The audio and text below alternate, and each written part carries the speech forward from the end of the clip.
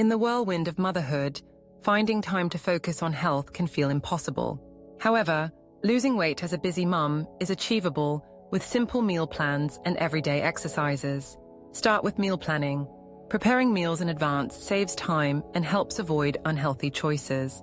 Aim for balanced meals that include lean proteins, whole grains, and plenty of vegetables. For breakfast, consider overnight oats topped with fruits and nuts. For lunch, a quinoa salad with chickpeas, cucumbers, and a light vinaigrette is both nutritious and filling. Dinner can be as simple as grilled chicken with steamed broccoli and brown rice. Snacks are crucial too. Opt for healthy options like Greek yogurt, mixed nuts, or sliced veggies with hummus. Keeping these snacks on hand can prevent reaching for sugary treats when hunger strikes. Incorporating exercise into a busy schedule doesn't require hours at the gym. Simple activities can make a significant impact.